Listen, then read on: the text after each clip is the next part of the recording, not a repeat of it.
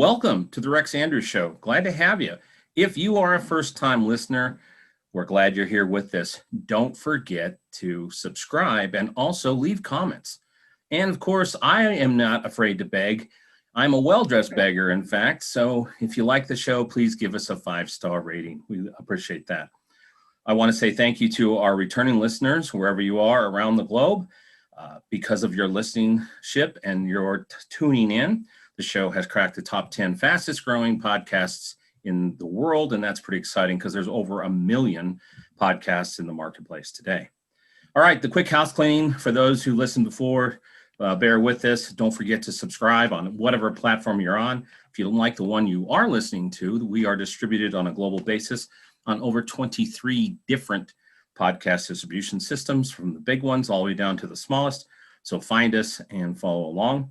Also, too, you can find us on all the social media platforms, the major social media platforms. And I always recommend you go to the show website, rexandrewsshow.com, because not only can you listen to the episodes there on the podcast link, but you can also review the bios and information of all of our guests. We have a lot of very interesting guests, and they make the show as well as you, the listeners. So don't forget to stop by the show website, comment, play along, give us your feedback. And again, I thank you for tuning in today. All right. So I say this all the time, and it's just the truth. It's just how I roll. I have too many interests for just one lifetime, and around every corner, there's another discovery. So today I've got another discovery, and I want to introduce our guest. But I'll give you some milestone markers for this guest today. He's a doctor, but more importantly, he's a family man. He's been married 32 years, working on 33. He has 4 adult children that actually still speak to him. Excuse me, I did that wrong. 3 adult children, and they all speak to him and have great relationships, and they followed in his footsteps, and we'll tell you about that too. He's been in his practice, in his field of health for 5 decades. So quite a track record. Not a whole lot of people do things for 5 decades. He's an international best-selling author too. I don't know where people find time to write books and become an international best-selling author, but he's done it. And he is the founder and creator of the 100-year life cycle system and program. So without further ado, I'd like to introduce Dr. Eric Plasker. Eric, how are you this morning?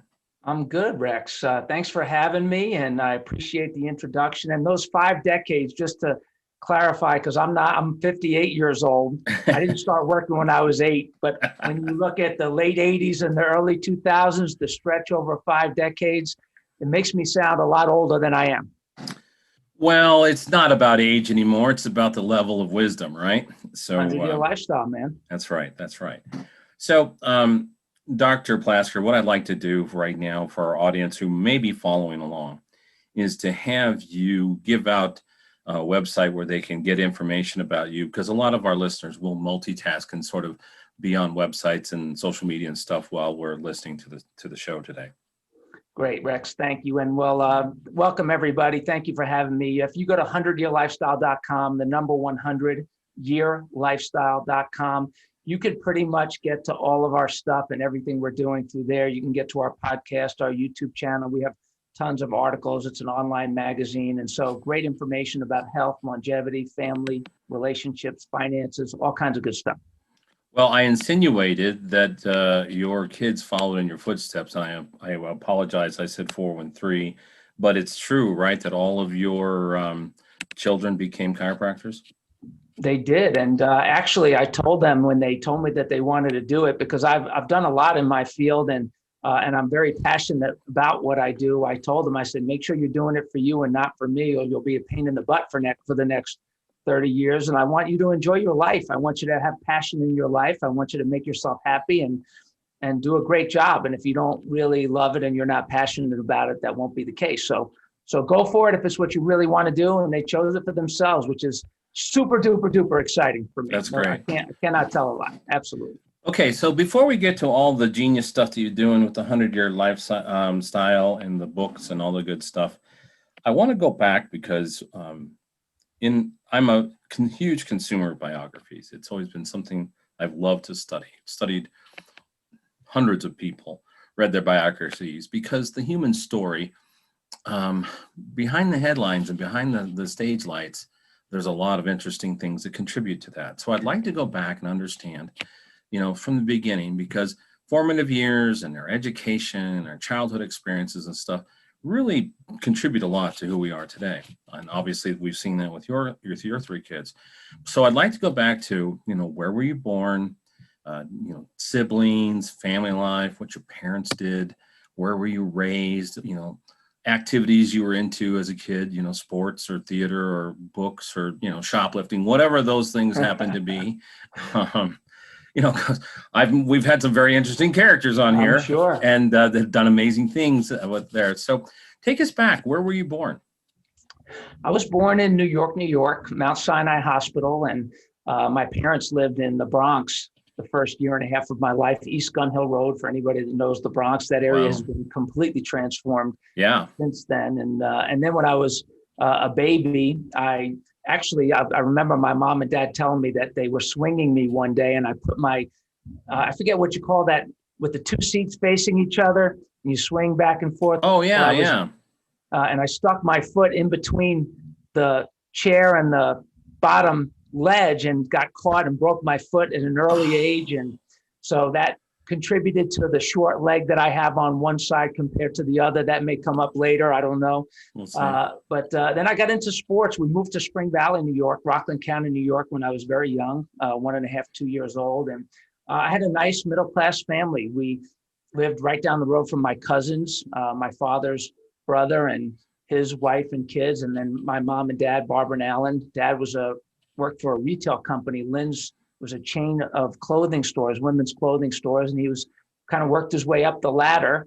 And my mom was an education geek. She just learned and dabbled, and I call her a mover and a shaker as she tried to find her way in her life, and raised a family. That was really her main thing, and she did a great job raising her kids. She was a very insightful woman.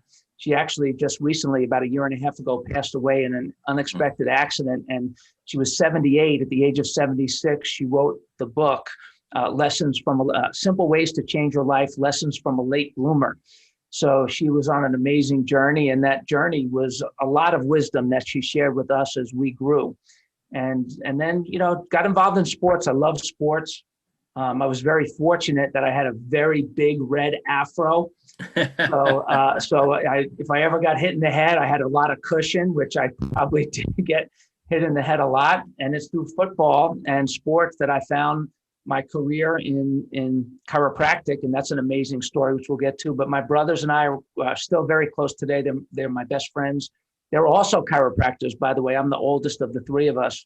Oh, wow. They became chiropractors also. And so we have a great family. We're very fortunate that way. I think every family, we have our unique characters and ups and downs, but here we are, and being able to celebrate life, especially with these crazy times that we've been in, having people around you that are close, priceless. Yeah. Well, we have something in common. I'm a redhead too when I have hair, so but I take care of that. So redheads are usually kind of fiery characters. I got a brand new grandson that's following in Grandpa's footsteps, and he's a little redhead, and he is a fire plug. So it's pretty an interesting trait. So what was the difference in age between you and your brothers? Were you fairly close in age, or was there any gaps, or stuff like that? Well, my brother Jordan is 2 years younger than me. My brother Noel is 5 years younger than me. And we were very close growing up. We played around a lot. We used to play in the yard, play knee football with my younger brother Noel. I was on my knees and he was standing up because I was 5 years bigger than him. And we just had a great time with that. They were also into sports. My brother Jordan played football and dabbled in other sports as well. And my brother Noel dabbled in a bunch of sports. And so we were very active growing up. We were Little League this, Little League that. Sure. And so it was a fun time. And it also, like I said, it just paved the way for the journey that was to follow, which a lot of it was unexpected. I wanted to, because I was injured. I mean, I broke my skiing. We did a lot of skiing together, snow skiing. I mean, we traveled a lot. We went to Killington and we took a lot of ski lessons. I actually became a ski instructor in that part of my life. And because I broke my thumb 3 times dislocated it one time and had so many other falls, just going way too fast down really too steep slopes, that, you know, the orthopedist became a regular stop in my life. And so I that's really kind of the direction that I was going in, because of a lot of those injuries. And then, you know, one last injury that happened just took me in a completely different direction. Okay. So, did your family stay in that area where you grew up? Did you stay, or did you move around at all, or was home? We stayed at this one address, 12 Eleanor Lane, Spring Valley, New York. We lived there until I was probably, I think it was 7th grade. And Okay. then because of the three of us getting bigger, my parents wanted to get a little bit bigger house. So we moved not even a mile away to 1 Blueberry Hill Road. It's kind of a cool address. Yeah, It no was kidding. right in the backyard of the school that we were going to, Caciat Junior High School. And so we were walking distance to Bluefield Elementary. We were literally the backyard to Caciat Junior High School. And so we lived there in Blueberry Hill Road really throughout the rest of my time in New York, which is once I went to college at University of Delaware, my parents ended up moving to a different place a little bit later on. And so that's where I grew up. And then when I went to Delaware, that took me to Georgia. And so I really just visit New York now. Okay. So it was almost, people of our age, I'm 55, you're 58. People of our age, you almost grew up in a Mayberry type environment then, right? It was a nice neighborhood. We'd meet in the street and play football in the street. We'd play, two-hand touch. We'd use the curbs on both sides as the boundaries. Yeah. And, and then we had the schoolyard in the back. So when it snowed in New York, there was a big hill in Caciat Junior High School. We'd take our sleds in the back and go sledding down these hills. And they had this big rock jump that we all used to shoot for. And we used to play games to see who could fly the farthest off of the jump. Oh, I laugh. We did some of the same things. And, back in those days, we didn't have the safety first, live in a bubble wrap environment. I mean, I'm pretty sure you never wore helmets or knee pads or any of that kind of stuff. You drank from a garden hose. I mean, yeah, it was a different time when people grew up, and we all kind of counted on Darwin, hey, if we're going to make it, we're going to make it, right? Well, we definitely grew up that eat the germs to kill the germs, play in the dirt, community equals immunity, and hugs kill bugs. That's right. I still believe that today. No question about it. There's a lot of truth to that. And so, so we grew up not afraid of germs. I could tell you that. Yeah. And I'm assuming 3 boys, because I have 2 brothers too, 2 younger brothers. I've got an older sister. She tolerated the rest of us, but there were many days we spent the most of the day outside, because if we had created WrestleMania in the house, my mom would kick us out. So well, I'm sure we were kicked out many times. Yeah. I can remember my mom just being so frustrated. My dad would get home. My dad was Iowa patrolman. My dad would get home and she'd be like, take these boys off my hands. Wait till your father gets home. That's what we used to hear. Wait till your father gets home. That's right. Okay, so you got through high school there, and then where'd you go off to college? Went off to college at the University of Delaware. Okay. I wanted to. I was hoping. I ended up being a fairly decent football player at my high school, Ramapo Senior High School. Which I'll tell you what's really cool. There's a guy, Andre Chiavelli, who is somehow become the keeper of the Rockland County sports, and I didn't even realize where we grew up was amazing athletes that grew up there. And so it's been kind of cool connecting with the nostalgia of that. But I didn't really get recruited. I was too small. And so I was disappointed, probably depressed actually, because of that. That was a big wake-up call. That was a defeat. That was a deflation in my spirit and ego that didn't happen. And so I ended up going to University of Delaware I knew that I was going to be a chiropractor at that point. And so did my undergraduate work at University of Delaware before going to Life Chiropractic College in Marietta. Okay, great. Yeah, as I told you off air, I had flirted with the path of becoming a chiropractor. I can remember looking at Life back in the day, Palmer, all the schools that were available at that time. And so that's cool. I chose beer and football and chasing girls over that. It just, I don't know, bad choice, but I guess it ended up okay. So, well, I got to tell you though, that's what I did a lot at University of Delaware. And if I didn't get out of there, I probably wouldn't be talking to you today. So Yes, those are the days when one gets to stretch one's wings and explore. That's yeah. for sure. So, all right. So then you went on down to Georgia to life. What was that experience like? Well, I had the cousins that lived down the road from me in Spring Valley ended up moving to Florida when we were probably still at Eleanor Lane. So I was still in like 5th grade. I remember my mom crying her eyes out when they left, and they moved to Florida. And then when my cousins who were 10 years older than me went to college, one of them went to college at University of Florida, met his wife there, and they ended up moving to Georgia because that's where she was from. So they were actually located in Atlanta. We had visited them and visited Atlanta, and that's where life was. And I kind of liked it. It was a great culture, a great environment. Yeah. So it was between, I remember visiting Palmer, which is a great school, where you said you were looking at it, but I went in the middle of winter. Yeah. It was not pretty. And so I went to Palmer in the winter in Iowa, and I went to Georgia in the spring, and it was a no-brainer that I was going to go to Life. Now I realize it was really a great choice because of their philosophy, and it's become one of the leading institutions, I believe, in our industry. And so it was great to come down here and to experience that and to have family, because I wasn't alone, and family is always very important to me. So I loved it down here.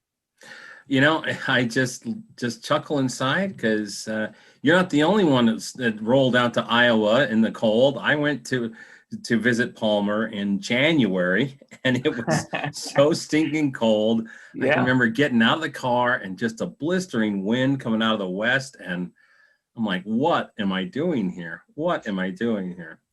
Yeah, I had never felt cold like that, and I've been on some cold ski slopes. Yeah. Well, you know, in the Midwest like that, where they've got the humidity and the cold, I mean, and especially places like that. I lived in Chicago for a while too, and I always just tell friends, you know, it's cold for no apparent reason here. It's just cold for, you know, it's not like, you know, home in Colorado, we get snow and you could go play in it, and you could, you know, ski and, you know, tube and cross country and all those kinds of stuff. But here it's just cold. And that, like I said, there in Iowa, and then when I lived in Chicago, coldest I've ever experienced, just miserable cold wind. Ugh. So. Yeah, well, you know, when you had hair and when I had hair, yeah, at least we could keep some heat in. That's right. Now it's like the heat just escapes real much quicker than ever. I never used to get cold. Now, since my afro, I joke around. Now I wear the people, because they joke around with me. They'll say, Dr. Plasker, what happened to your red afro? And I said, well, now I wear it on the inside. That's right. Instead of on the outside, but it doesn't keep you warm when you wear it on the inside. No, it keeps you warm. No, not at all. So, how long? Help our audience understand how many years did it take to get through life so you could actually get your chiropractor certificate and license and all that? Well, I was very fortunate in that I knew what I wanted to do. A lot of people will go to their school not knowing what they want to do, and the reason I knew what I wanted to do is I got injured playing football when I was high school, 15 years old, and was knocked unconscious and ended up being taken to the hospital, the same hospital that I had gone to for all those broken thumbs. Had the x-rays, and the orthopedic doctor said to me that day, said to myself and said to my mom, hey, you need to just take these pills and don't play for 30 days. And, you know, I looked at my mother and I said, that's crazy. I want to play. Yeah. And so we got to find an answer. So the next day I went to my chiropractor, Ernie Landy, who adjusted me, and I played that afternoon without any pain. And that was it for me. And it also helped that he knew a lot about human potential. He was a professional baseball player, so he didn't understand just the crisis care part of it, but also the performance-based care. So I got into that, both sides of that at a very early age. So when I went to Delaware, I got on the fast track, got out of there in like 2.5 years. And then I went to Life, got out of there early in 3.5 years. So I actually got in practice by the time I was 23 years old. People joke around that I was the Doogie Howser of chiropractic. Because I got out so quickly. And it was fun because I didn't do great in Delaware. I did enough to get by and to get in. But when I got to Life, because I knew that's what my career path really was, I excelled at everything and just really embraced all the opportunities that were available, not just at Life, but because it was in Atlanta, there were so many things. There were seminars every weekend. Yeah. All the best of the best would come here because the university was there. And so it was just a great experience. And I actually knew, Rex, when I got off the plane, my first day coming to Atlanta to go to school, that I was going to settle there. Well, that's great. No, Atlanta's a great city. The traffic has become a little difficult at times, but it's a great city and so much to do there, to offer, a young man going to school there. Now, when did you meet and where did you meet your wife? Was it down there in Atlanta? It was in Atlanta. It's a funny story. And just going back a little bit, my wife jokes about there was this downtown, there was this bank, it's still there, that they would have the population that would show up of what's the population of Atlanta. So you drive by and see the population is now, for her as a kid, it was like 800,000 between Atlanta and the surrounding areas. And it would literally change if you went back and forth all day long, it would change. Wow. And now it says over 7 million. Wow. So yes, it has grown a lot. And I actually met my wife. She was living near the college, near Life, with a student at Life University who was going to Life. And they were really good friends. And she jokes around how they would study at her place in the living room area. And they would always joke, Lisa, come out. Let's practice on you. Lisa, let's practice. She's like, no, I'm not going to let you practice on me. She would let him practice. And so one day I'd opened my practice. I was actually working as an associate doctor while I was waiting to get my license. And I gave a talk at an American fitness center, which is not around anymore. And she heard me. She came in, heard there was a chiropractor speaking. And so she came in and listened. And she went home that day and she told her roommate that, hey, there was a chiropractor at the gym. He was talking about health and wellness and chiropractic and lifestyle and performance. And the girl knew me. Her name was Barbara Lubin. She's a chiropractor today. And so Barbara said, you would like him. You should go out with him. And my wife said, no, I'm not going to go out with him. And kind of that, we left it at that. And then about a year later, we ended up meeting at a party. And so she told me that story, and that was kind of fun. So we had that connection. And then for whatever reason, I didn't take her number and I didn't follow up. So about the next month or two later, I forget what it was, we met again at a similar type party, and the rest is history. Wow. Now, is your wife from Georgia? Where's your wife from originally? Yeah, she is. She was born and raised in Atlanta. So she's a rare breed today. She's a minority for sure. But Atlanta's become a melting pot. Yes. I've been here now since it's going on 42 years, but she still won't let me be a native. I said, I'm from Atlanta. She said, no. You can't be a native. Oh, yeah, that same thing here in Colorado. Everybody's from somewhere else, but I'm one of the natives, and it was a different Colorado. So I will not back down on my native status, and I won't grant anybody native status either, because there you go. Too many people from too many other places. That's great. All right. So a Southern Belle stole your heart down there in Atlanta, then, huh? She did, but I think she's taken on a little bit of that New York accent. She would never admit that. But, it was kind of cool because she had obviously to me, the most beautiful person that I had met. She was, we fell in love and we got married, and she was also a rebel and I was a rebel. So, I did not go the traditional route. I changed my mind. I was going to go one direction, went another direction for lots of good reasons as far as I'm concerned. And she grew up in a very allopathic type home, treat the symptom only, never really get to the cause, live a unhealthy lifestyle and pay the price later on. And then, and so she adopted a lot of the principles that I learned in school and decided that this is how we wanted to raise our family. And we talked about it, and it worked out great, because a lot of people, they have those discussions and push comes to shove and that they can't get through challenges because they're not really on the same page. And so, obviously disagreements along the way, but it was great to have her have that spirit, that rebel spirit, which has helped, I think, both of us be healthier than probably most of our friends that are our age, and younger than most of our friends our age, because we've kept that spirit throughout our lifetime. Yep. So share with the audience for a little bit, because I know a little bit about it just from being someone who shopped for schools way back in the day.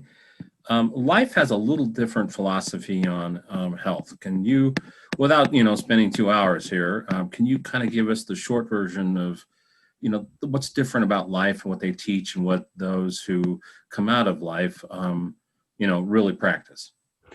Well, I think what Life University, when I went, it was called Life Chiropractic College. They became a full-blown university, Life University. They offer things other than chiropractic now. The Chiropractic College is the their flagship program, no question about it. They have nutrition degrees, they have entrepreneurial type degrees and business degrees and strength training. Great institution, beautiful campus in Marietta, Georgia. And the philosophy, I think, has really set them apart. And it's the same philosophy that Palmer had years ago that they've kind of gone away from a little bit. But I love it. It's that you have an innate intelligence within you that runs your body. And if you work in harmony with that intelligence and you keep it functioning the way that it's supposed to, the body has the ability to heal itself and function at its highest level for a lifetime. It has never proven me wrong. And I've been looking for reasons for it to prove it wrong, lots of them. Sure. And you know, it's not necessarily about treating symptoms. It's about that the nervous system controls and coordinates the function of the body, which is scientifically 100% true.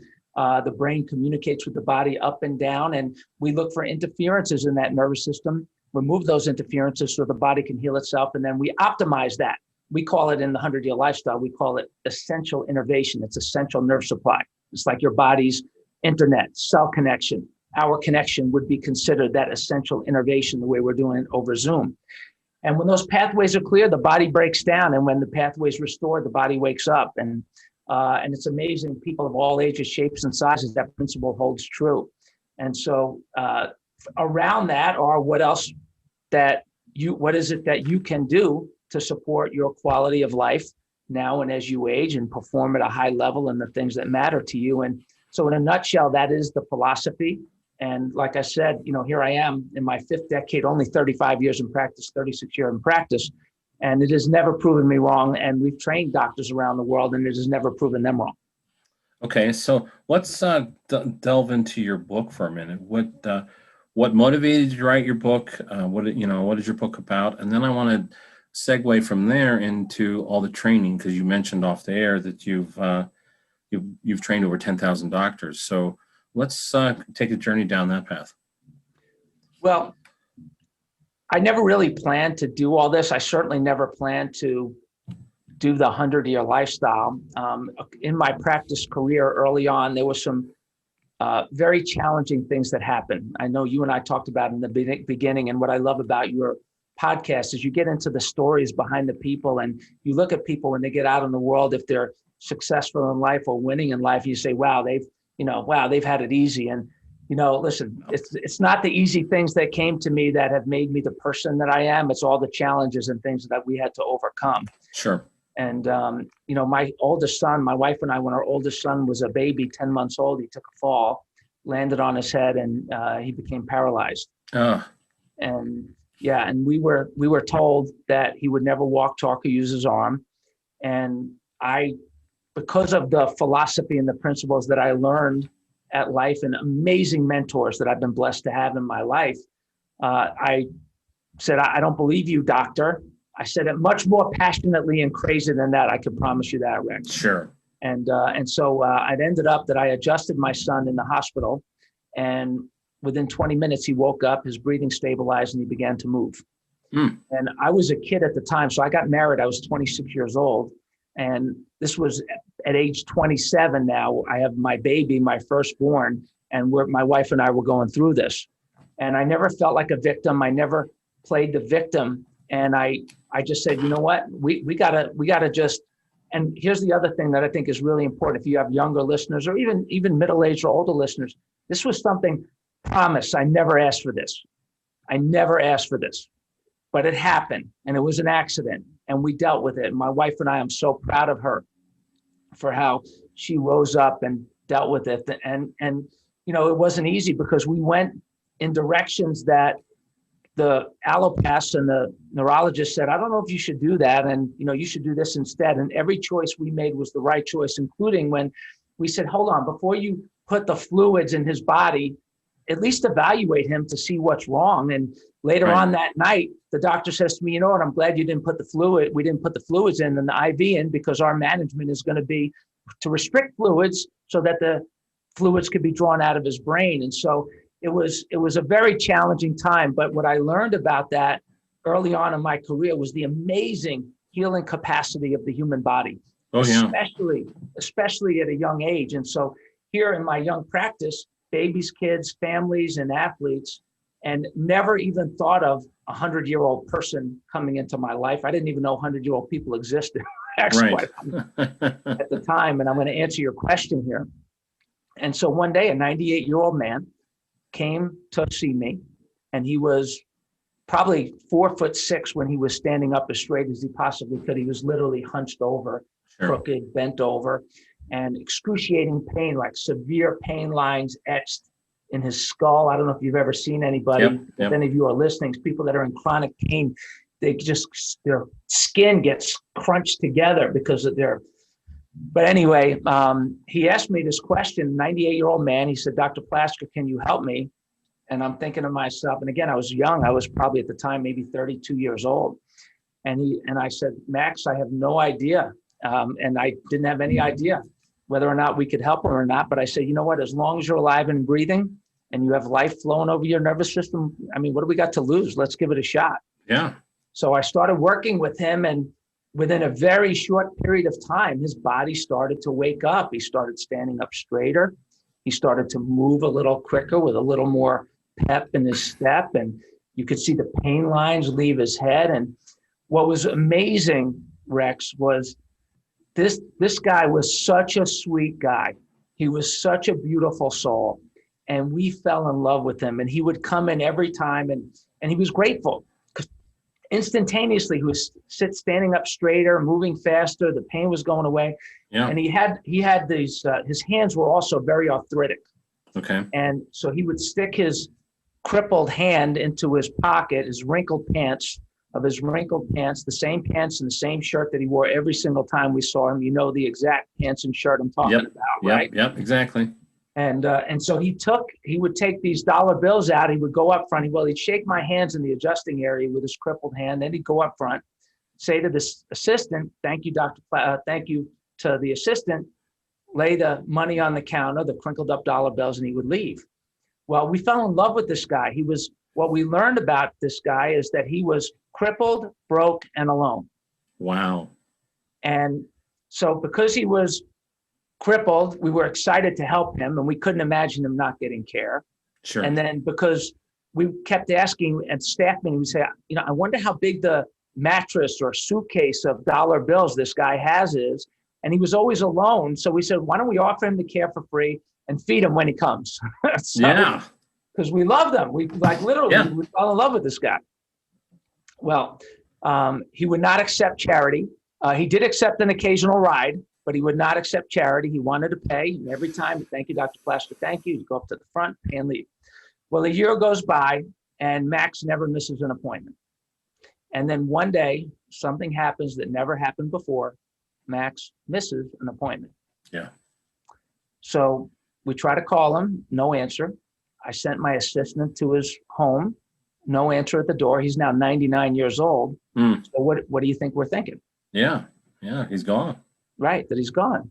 So we go back after a couple of weeks trying to reach him, and we say a prayer for Max, and we go about our business. Well, another year goes by, and Max is now over 100 years old. And guess who comes walking through the front door without an appointment one day? Max. Yeah. That's awesome. Yeah, it was amazing. And so my assistant, we had bells on the front door. And so Max opens the front door. We hear the jingle, jingle. And I was in the back adjusting patients. And so she screams out literally like she's seeing a ghost. She's like, Max, oh my God, Max. Yeah. And I'm in the back, and I hear his name, and I only know one Max in my life. Sure. So I'm like, Max is here. So now I shift into super duper high speed adjusting mode, and I clear out all my rooms because I want to go up to the front to see this guy. Yeah. And so I come around the corner of the office, and there's Max in the reception room standing at the front. And I went up to him, I gave him a big hug, and I said to him, Max, oh my God, where have you been? We've missed you so much. And he looked up at me. I looked down at him, and Rex, he looked like a man who was literally exhausted and ready to go. Really? His eyes were hollow. His bones were protruding through his skin just about. Yeah. He had a tear coming down his cheek. And I said to him again, I said, Max, we missed you so much. Where have you been? And he reached up and grabbed my hand like he had done so many times before, that arthritic hand. And he shook it and he looked up at me and he said, thank you, Dr. Plasker. Thank you. And died. Right there? Right there. Oh my goodness. Yeah. Oh my goodness. Yeah. So my word. I know. And my words were a little different than that. I was like, call 911, call 911. We called 911. Didn't matter. His spirit literally, it's to this day, the only dead body that I have ever held or picked up like this. And I literally he leaned over and died. I scooped him up. His rigor mortis, like I said, already set in. I took him to the back, laid him on the table. Ambulance comes, takes him away, never to be heard from again, except for the fact that I couldn't get it out of my head that if Max had known that he was going to live to be 100, how would he have lived his life differently so that he didn't get there crippled, broken, alone? And that was the birth, literally, of the 100-year lifestyle, although I couldn't really assimilate, and I didn't really assimilate it until about probably 12 years later. So you didn't even get to hear where he'd been. He just literally fell over dead. Everybody asked me that question, which is amazing. Everybody asked me that. And what's funny is people say, well, maybe he had a girlfriend. Some people say, or I've had people say, or maybe he went to stay with a family member, and we have no idea where he went. None. Unbelievable. So his last effort on earth was coming to see you. That's what happened. What a touching moment. Changed me. And that was one of those things that I never asked for that. And I often tell people when I give talks around the country and around the world, I said, don't, the things that you don't ask for, there are amazing gifts, blessings, awarenesses, insights that come when you least expect it. Yeah. And if you just sit with them and let them stew in you, not in a bad way, but let them simmer in you, and don't just brush them off, because there's a lot of meaning that can come out of situations like those. And for me, it didn't really hit until a little bit later on that I need to really think about this more, and because it wasn't going away, it was staying with me. Yeah. Well, they always have that phrase people use of you can't unsee something. That's obviously something you don't have happen every day, and someone come into your office and, it's pretty much last words, kind of thing. I hate to use this phrase, but did it haunt you for a while? I mean, could you get it out of your head after that happened? I mean, I can't even fathom what that would be like to know that this guy, it was literally his last effort on earth was to come see you. And why? Well, my initial response was, I called my wife, I called Lisa, like, holy crap, Lisa, a 100-year-old man just came into my office and died. That was like the initial response. And when you asked me, did it haunt me? I don't know if haunt is the right word. Yeah, I don't think it's the right word, but I mean. But it would never leave me. It would just stay with me. And so the question that ended up becoming the question of the 100-year lifestyle, as I thought about this man who came to see me crippled, broken, alone. Mm-hmm. And when the last time I saw him before this time, a year ago, he was not crippled anymore. He was maybe still broken, alone, but he had his health. And I'm thinking, this guy, he had been deteriorating for decades. Decades, his quality of life has been suffering. And here he responded at the age of 98. What would his life have been like if he had taken care of those issues when he was 20 or 30 or 40 or 50, or 50 or 60 or 70 or even 80? How would his life have been different? And so the question that came out of it was and I started just asking patients and family and friends, hey, if you knew that you were going to live to be 100, how would you change your life today? And the answers that I would get, Rex, were across the board. I mean, people would say to me, live to 100, you're out of your freaking mind, Plasker. I don't want to live to 100. That's crazy. Grandma's 80. She doesn't even know me. I don't want to be like that. Yeah. And then I would have people say to me, they would say, you know what, that would be cool. I would love to get to know. I'm a family man. I'd love to know 5 generations of my family. Or I'd love to travel. I would love to see the globe in 10, 20, 30 years as the map changes over time. And So it was, the perspective was different, but what was unique is that I realized when I realized that 100-year-old people were one of the world's fastest growing groups percentage-wise, it was like, I realized, well, you know what, whether you like it or not, want to or not, you may not have a choice. Yeah. None of these people plan to get there. So why not get there in style with health and vitality? And if you don't make it to 100, you'll have a better life. And if you do make it to 100, you'll have a better life. So why not have a better life? Yeah. So going back to his story again, Max, not trying to get stuck on this, but when you saw him, did he look as healthy as the last time you had seen him, or had he gone downhill? No, he looked like I was mentioning. He just looked like a man. He was so tired. He was white. His skin was white. Yeah. He pale, very pale, like death pale. Yeah. Okay. Really pale. His eyes were really droopy. You could literally, like in the orbits around the eyes, you could see the protruding eye sockets. Yep, sockets and stuff. You could see the cheekbones where the skin was just like folded in and down, and you could see it really in his jawline. He was definitely undernourished, no question about that. And he was he was a walking malnutrition skeleton, pretty much, right? Yes. Wow. Well, I didn't experience this, but I'll tell you, I'm going to think about this story it's going to stick with me for a while. And I listen to stories every day. But wow, what an interesting. So you took that and you pivoted into bringing out the 100-year lifestyle. Yeah, if you knew you'd live to 100, how would you change your life? And so that you don't get there crippled, broken, alone. So in the health aspect of it, the crisis care to lifestyle care, such a big part of it that we teach and our doctors teach around the country, and that we call that the lifestyle care continuum. And that hierarchy of values, healthy values, people that are living quality of life to 80, 90, and 100, they live differently. They don't live from crisis to crisis. They're not crisis care oriented. They have good self-care. They do the healthcare things that are good for them. Like we see the people that we take care of chiropractically, those people, they come for wellness care or maintenance care. We actually call it lifestyle care. And we tell them that the intensity of your lifestyle care depends on the intensity of your lifestyle. So if your lifestyle is really intense, then your lifestyle care should be very intense. And what we find where people break down and their bodies break down and their minds break down is when there's an incongruency in the lifestyle that people are living and the care that they're getting. Yeah. And when the lifestyle is way out of balance with the care that they're getting, people deteriorate and they rot away. And it's interesting, looking at x-rays of people over years and years and decades, you could see that people that are, and we have a poster that we show a lot of our patients. And there's an article on 100yearlifestyle.com. People can go there. There's a lot of great articles on there. If you want to go there, it's free online magazine. Okay. And this particular article is called "A Picture's Worth 1,000 Words." And it shows 3 x-rays, 3 pictures of 3 people's necks.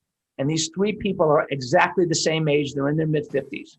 And you could see one of the x-rays is perfectly aligned or near perfectly aligned with good disc spacing and good openings where the nerve comes out. And then the person that was crisis care oriented has 1 or 2 segments that are really bad because they've just been covering up symptoms with drugs and getting adjusted to just for crisis care. And then the third one is people that are just medication, just covering up symptoms, just masking symptoms. And they have a lot of degeneration. And the moral of that story, when you look at it, is because people blame age on so many things that are not age's fault. Right. So like in this particular case, you look at these 3 x-rays and you say, okay, all these people are the same age and the bones are the same age. Yet even in that really bad looking one, there's 3 or 4 really bad bones, discs, and nerves. And there's 2 or 3 really good ones that look like they're in a 25-year-old person. So it's not age that's causing the decay. It's not age that causes that type of arthritis. It's that it gets misaligned, subluxated, out of balance, and it degenerates. So if you know that, then you can make choices. There are so many things that you could take back under your control if you understand that, hey, if I knew I was going to live to 100 and I changed my life today, then I can get my life back on track. So we explored that piece of it. And then we got into the relationships and the lifelong learning and the concept of retirement and time management and leadership and finances, so that we really rounded out what would support somebody to live what we call their ideal 100-year lifestyle. Yeah. So I want to circle back because we didn't finish the story. I know this question is rattling around in listeners' heads. What happened with your son? Well, my son, he fell off the bed, landed on his head. Sure.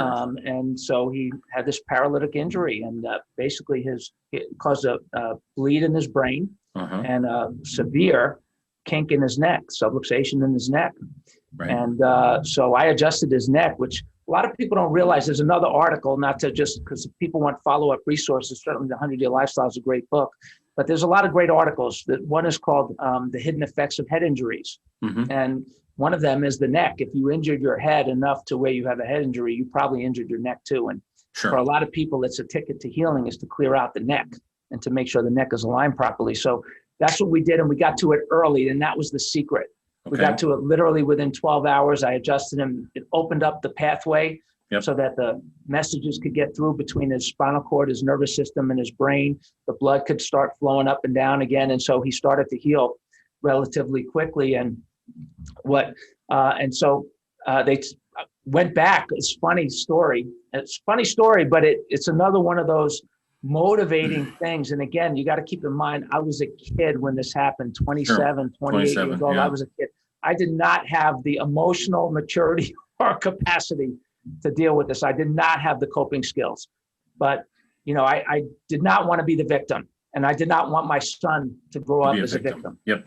And so, we did a lot of things that were at the time people didn't even know about. Like we went to, for example, there was in Philadelphia at the time, there was a guy named Glenn Doman, who was the founder basically of what ultimately became in our industry of chiropractic. There's a specialty called functional neurology. It's a technique in chiropractic. There's so many techniques in chiropractic. It's grown up. It's an amazing industry right now. Amazing healthcare. Yeah.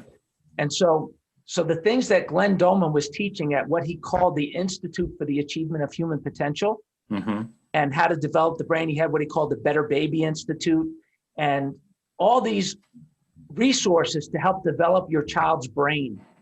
And what's very interesting story, my wife, Lisa, she went to take this Better Baby course, how to multiply your baby's intelligence course while she was pregnant. She went with a friend of hers, Lou and Lori Briegel, the friends of ours, both of those guys are chiropractors too, Lou and Lori.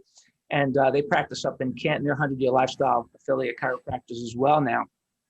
And so they went there together. They learned about all these things. She came home and said, Eric, you got to build all these things in the house. And I'm like, you know how I am with building things. I'm not good at that. She said, well, you better get good at it because you got to build these things. So she gave me like all these things, like this track that went around the bed that we were going to have Jacob go in to help accelerate his crawling, his cross-crawl patterning in the brain. Yeah. And so we did that. That was happening before Jacob's accident. We were doing all these things that they told us that we should do. And so they also had, as a division, this brain injured section called the Evan Thomas Institute, where the strategies for the multiplying your baby's intelligence and the functional neurology type stuff, that was for brain injury, similar things, but different types of patient, kids. And so when Jacob had his accident, we adjusted him right away. So that opened up the pathway, and we started doing some of these things that we learned from the Evan Thomas Institute and this Better Baby Institute through the Doman family. And because of all of those things, when we went back to this doctor, this neurologist who was the top pediatric neurologist in the Southeast probably at the time, and he looked at us when we went back. I actually didn't go back with Lisa for this appointment. She took him for this appointment, and he ran in. This child that they said would never walk, talk, or use his arm ran in to the office 6 months later, dragging his right side a little bit because he wasn't totally healed. Not totally healed. But everybody freaked out. They were like, this is the kid. This is the kid. And wow. It was amazing. And something happened after this. And if we're running out of time, you let me know. But this was significant and changed me. And then we can, if you want, get more into the 100-Year Lifestyle. But they said to Lisa, they said, this is amazing. We have not seen anything like this. With your husband, she said, what have you been doing? And Lisa explained, well, my husband's a chiropractor. He was adjusting my son. He adjusted him in the hospital. And he's been making sure the nerves are clear. And we started doing these things to train the brain and to stimulate the brain's sensory input into the brain. This was like even unheard of on many levels. This is back in 1990. 1990. That was completely foreign ideas at that point in time. Yeah. So he says to my wife, he says to Lisa, he says, do you think your husband would come and give my team a talk and let us know, explain what you've been doing? So again, I'm a kid, right? 28 Right. years old now. So I go in, not near as eloquent as I can be today, and I can promise that. And so I gave this talk, which I felt like was a really good explanation and talk. And Rex, what happened next just set me off in a way that I just got on a mission in my life. As I finished my talk, the chief neurologist, and I'm sure it was him and his personality and his ego who it was. Sure. But he looks at me, he shakes my hand, and he says, thank you, Dr. Plasker, thank you. And he starts to walk out of the room, and he turns back a couple of times. He says, thank you, Dr. Plasker, thank you, waving his hand. Thank you, Dr. He opens the door like he's going to leave, sticks his head back in, and he says, but he'll never ride a bike. Oh my goodness. Yeah. So. Like he had to prove that something about what he said was right. Yeah. And oh my goodness. We give so much credibility to the doomsayers. That makes me crazy. And for me, I mean, we're just meeting each other, right, for the first time. But I bet all of your listeners will probably be able to guess what one of the first purchases we made. A bike. On our way home. On your way home, it was a bike. A bike, right? And so now Jacob is 31. He practices with Emily in Oregon, Bend, Oregon. They have a great practice there. You should go visit them if you're anywhere near that state. He does functional neurology. So he became an expert at what he was dealing with because of his experiences, right? And then my daughter does pediatric and family care there. And so it's, it's been a crazy ride. Well, it's an interesting world. I wanted to hear what it ended up because so many times chiropractic and the science of chiropractic care and then the standard American corrective care, treating symptoms, have for the longest time been considered two different worlds. And if anybody has ever had experiences where they've had chiropractic care, and I'll share a very quick story. My youngest brother was walking through a Woolworths department store, fell on some ice, and hit his head on a parking block. And he had some damage that was about the size of a 50-cent piece to his head.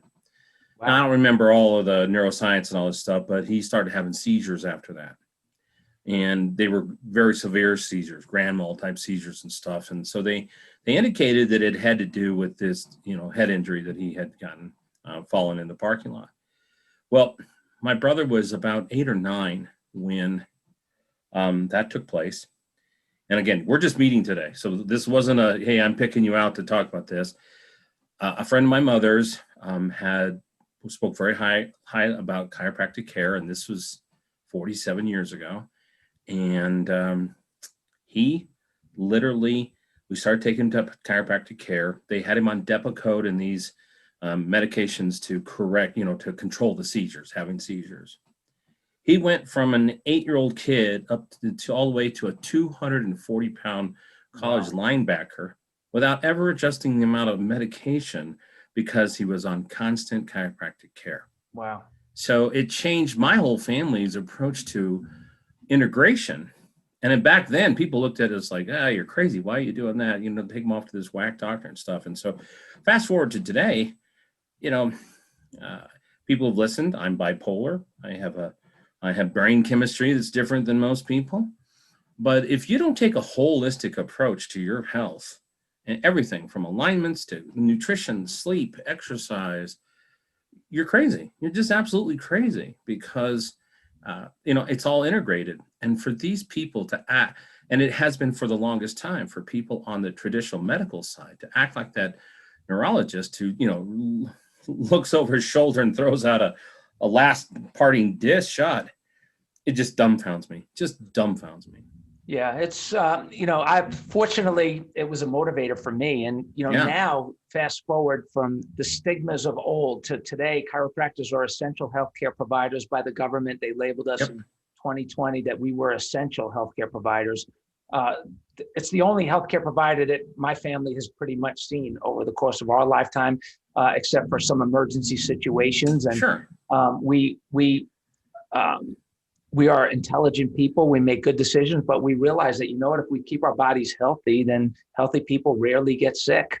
Yeah. Healthy people, if there are injuries, then, it's funny because when I think back about all the different people that we've taken care of over the years and all ages, shapes, and sizes, and you say it's like two different worlds, it really is two different worlds. And the lifestyle care, wellness care that chiropractors offer, and we know when to refer. We referred a person out just the other day because we were concerned that they had something. We work very well with the allopathic medical people. We have great relationships with those people, and they have great relationships with us. And anybody that doesn't understand or tells you in the year 2021 that chiropractic is anything other than fantastic and a great option, they are just dinosaurs, honestly, prehistoric thinking. And exactly. So people, families all over the world are using chiropractors as a part of a lifestyle. And especially if you knew you were going to live to 100, how would you change your life today? Yeah. So many people there, you see these people as they age and they get shorter. And, we see people and they start coming to us and they say one of the first things they notice is they get taller, that they start to stand up straighter. And so it's just an exciting opportunity to be able to make a difference for people and to get them to think differently about their longevity potential. There's another calculation that you can do, and I'll do it with you now if you want to go. There's an article on calculate your longevity potential. Okay. And there's a formula, if you go to 100yearlifestyle.com, but there's a formula, it's called your Empire formula. You can write it down if you're not driving, everybody. Okay. It's M-PYR, the letter M-PYR, and it stands for your minimum potential years remaining. And the calculation is very simple. You take the age of the oldest grandparent in your family that ever lived or is still living, okay, which represents your innate genetic potential longevity, right? Yep. Your longevity potential. And you subtract your current age. Yep. And then you're left with what's called your empire, your minimum potential years remaining. So let's say, as an example, you have the oldest I'll use mine. So my parents, the oldest living people that lived in my family, they died. Both of them died at 78, two completely different deaths. One was a freak accident, one was a 10-year Alzheimer's death. Mm-hmm. But they both died at 78. So that's the only thing that I know about my longevity potential when it comes to years. I'm 58. So if you do the math for me, my empire is only 20 years. Yeah. And you say, okay, well, is that destiny? Is that what's going to be for you? No, it's not genetics. My parents both smoked for years and years and years. They took all kinds of medication for a while. They were overweight, all the vulnerabilities that affect people's lives. So, that's the minimum for me. The maximum, who knows what the maximum could be? We have people that take this test, this little calculation, some of them 105-year-old grandparents that lived in their family and they're 40 and they wow, I have 65 more years. Holy crap. And they're like 65 more years. And when you look, and some people where maybe their oldest grandparent was 60 or 65 and they're 75 and they have a minus number. They've already outlived their oldest potential relative in their family. So it's an interesting thing to play around with. If you knew you'd live to 100, how would you change your life today? And the key word there is change.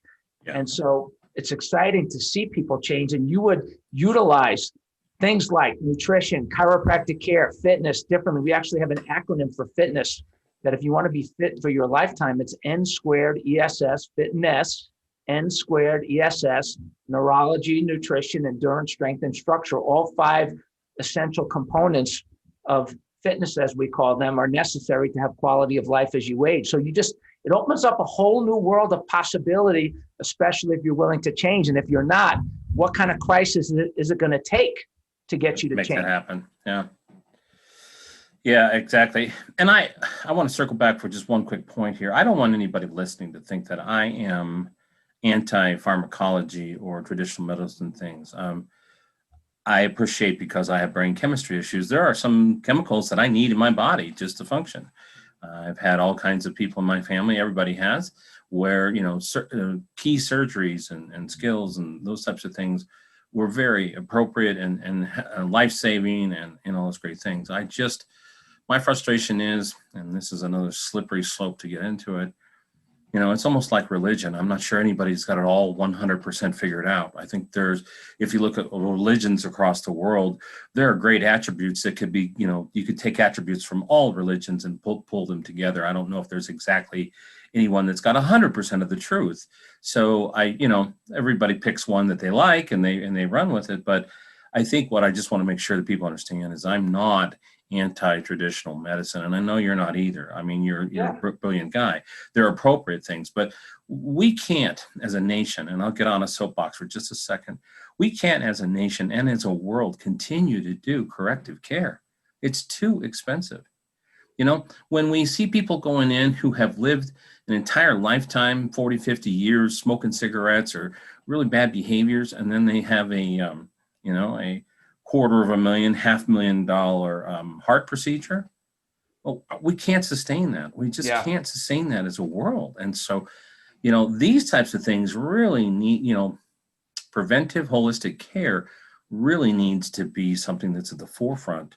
And that includes also the mental health stuff. I mean, we've got to start looking at this instead of corrective. I look back when I was diagnosed with my bipolar, the DSM was much different back then. It was bipolar 2, hypomania, ADD. Today, because it's changed, I'm just bipolar 2 undefined because they really don't know. And so, but the care was, we'll give you some drugs. We'll come and talk to us every 45 days. We'll give you some drugs and pat you on the back and go out the door. Well, compared to the care that I do for that today, it's not even in the same universe. Yeah, it's so true. And, you brought up a good point also, because, there are definitely times where people need to manage their chemistry the way that you're talking about it. And, we're smart enough to know that, of course, that's not what we do. That's not our expertise. And so we don't want to not do our expertise. I'll tell you what is kind of cool. We have people that come in with all kinds of problems, like they want symptoms treated. And I think a lot of times the quote unquote corrective procedures are really only corrective or an attempt to correct something that is so degenerated or so beyond regenerative, which I would much rather see in our world, people regenerating or not degenerating in the first place. That's a big part of why we're reaching out to so many people. But we just came out with a new book, actually. It's a free ebook. So if you go to 100yearlifestyle.com, read some of those articles, there'll be a pop-up and you can get this free ebook. It's called Becoming a Least Vulnerable Person. Yeah. So when COVID hit, everybody was really concerned about the most vulnerable people, and we need to protect the most vulnerable people. So we immediately came out with, we said, you know what, we want to create a world filled with least vulnerable people. Not just, certainly we want to protect the most vulnerable, but it's the least vulnerable people. We want to create least vulnerable people out of the most vulnerable people. And so we put out all these different things. What makes you more vulnerable? What makes you less vulnerable? You make those changes from more vulnerable to less vulnerable. You become a least vulnerable person. You live a healthier life, period. It's amazing. But one of the things on the list for most vulnerable that people don't even realize, people think it's seniors and old age. I disagree with that. No, it's unhealthy. I disagree with that. One of the biggest factors for vulnerability is polypharmacy, multiple medications, overweight. Yeah. But that's a most vulnerability. And people are blaming, we talked about this early on, circling back to a previous conversation, people are blaming age on things that are not age's fault. No. We've seen 100-year-old people healing from COVID, 102, 106, 112, I think was one of them, healing from COVID because their body was able to adapt. And so this vulnerability conversation, we could do a whole show on that if you wanted to. Well, we're gonna have you back on that because. But you can get that ebook. It'll walk you through it if you want to. And again, this will be another whole show that I want to bring you back for. But one of my biggest frustrations, and I'm not the biggest picture of health. I'm dealing with my addiction to food and my inconsistency at the gym and just lots of things like a lot of people. But the thing that drove me crazy, just because I know better, is through this entire episode with COVID, and I don't even like to call it a pandemic, this episode that we've had with COVID, not once has the government or the CDC or anybody come out and said, hey, let's do these things to have better prevention, better care and better recovery. And we've seen through this whole situation here over the last year, death rates were higher early on because they didn't know what they were, fully dealing with. Okay, I'm And fair it was enough. bad care and wrong care. Bad care, wrong care. But then all of a sudden, because I had it, and goodness gracious, within 2 days of diagnosis, they gave me steroids, and I was over the cough in just like days. So we didn't know. So I'll give fairness to that. But what drives me batty, and we'll have a whole conversation about this, is nobody was talking about you need more vitamin D, you need to be out exercising. Here are the things you can be doing as the general public to reduce the impact if you get it, or just avoidance of it. And then so we rush to get a vaccine out and do it in 9 months, which normally clinical trials are going to take you 5 years, and we get a vaccine that isn't even as effective as the human body. Well, I'm gonna just make add a caveat to what you're saying. I think that anytime you say vaccine in relation to this particular product that is on the market being sold, by the way, it is an experimental vaccine. Yeah, it is listed as an experimental vaccine. It has not been tested the way it should be tested. Nope. So if you choose to take it, it's an experiment. Yeah, you are choosing to participate in an experiment.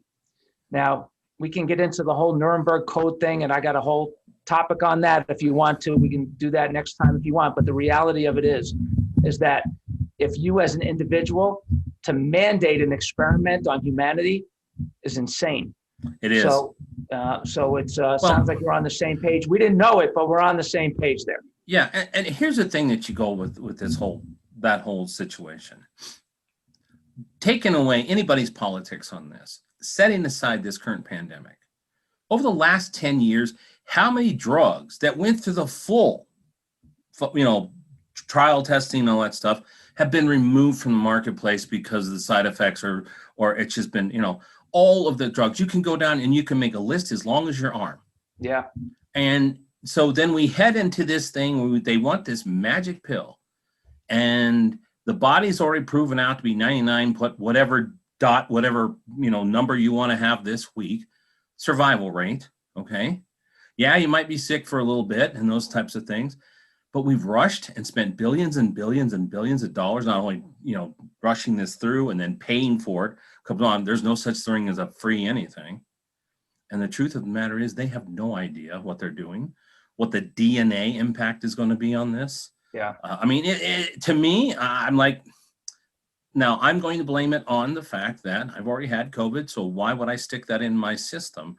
But I'm not going to be somebody's lab rat. And I don't know until we've had a long period of clinicals on this, what the side effects are. That's it. To me, it's crazy. And to me, it's more of a political thing than anything else. Well, no question about that. And I'm going to take it one step further. And this is, to me, even more important, but the politics have caused this. I will not accept anybody's shame for a choice that I make about this experiment. So you cannot shame me. I will not. I reject any shaming. I have the ability to make a choice. While this country is still a free country, I have the ability to make a choice with my body, my family's body, and you do too. And remember, this is an experiment that they are not guaranteeing immunity. They are not guaranteeing it's safe. People are dying. The VAERS list, the Vaccine Adverse Events Reporting System, is getting filled up with a couple of thousand deaths and 40, 50,000 side effects, and it's severely underreported, and that's being censored. Yes, which is part of the politics of that. So, listen, I think that for everybody circling back a little bit, your innate intelligence has the ability to adapt. It's why you're still here. Yeah. And if you take care of yourself properly, you will strengthen. You go from being a most vulnerable person to a least vulnerable person. It will blow your mind how much healing capacity that you have that you don't even know that you have. That's been my favorite part in 35 years of practicing chiropractic, is in awe of the healing power of the human body if people just do the right things. Well, I think what I'm going to do here today, Dr. Plasker, is I'm going to push a pause, and then I want to come back for a part 2 as soon as possible, a follow-up episode, because there's so many questions I still have. The link of my episodes are generally about how many questions does good old Rex have in his noggin up here. And that list is very long because, it's like circling back to your son. Hey, I got to finish that thought, right? Right. So let's take a pause here, and I want to cap this episode here, and then I want to have you back as soon as possible, and we'll do a couple series of these, because this is such an important area of topic for me, because being someone who has been diagnosed with brain chemistry issues over the last 22 years, holistic health and progressive health is really important. And I have a lot of questions to take you down some paths of that, and then understanding the teachings and the things that you've been doing, and then what's next on the deck. So, but I'm not letting you off the hook 100%. Okay. So you've listened to an episode or two, and so you're going to get the first chance to get this. We all have these things we call bucket lists, things you want to do before we die, yada, yada, yada. I'm going to, jump off of planes, whatever. I'm going to, visit Bora Bora. But there's always an opposite to everything in the universe. If anybody's been in physics, there's always an opposite. So there's an opposite list that rhymes with bucket, starts with an F. I'm not going to say that, okay? Okay. There's always an F-it list, right, out there. What might be one thing on your F-it list right now? And it can be anything. Like one of mine is, I'm never eating any more sardines. Tried them once, done it there. Never going back to Mexico City. Been there, done that. Had a gun stuck in my rib going into a business meeting. Not going back. So what might be something on that F-it list for you? Wow, I've never been asked that question. That is such a good question. Guess what? The next time someone mentions bucket list, what are you going to think about?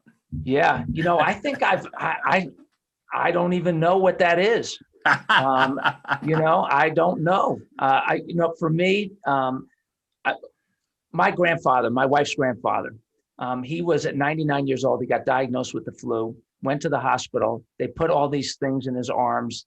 And he was, love this guy, Papa. I miss him so much. And he got up out of the hospital. He ripped all the things out of his arms, got up and walked out of the hospital, and lived another couple of years, got better, etc. So I'm not telling anybody to do that, by the way. That is not medical advice. Don't do that. Okay. The disclaimers, we got to have them out. But I'll tell you, I am never going to not speak my truth again. That's good. I am never going to not speak my truth again. When this whole pandemic started, I got to tell you, I found my voice again, probably more than ever. I had a realization that I was holding some things back. I was walking on eggshells. I was maybe trying to be political, and I just stopped doing that. And I said, no, I'm not doing that. I have 35 years experience. I've taken care of thousands and thousands and thousands of people. I've trained 10,000 doctors around the country and around the world. And I know what I know. I've raised my family. They're all healthy. We've overcome things. I've been entrepreneurial. I've done well in business, things like that. And I'm a purpose-driven guy, and I've never done anything just for the money.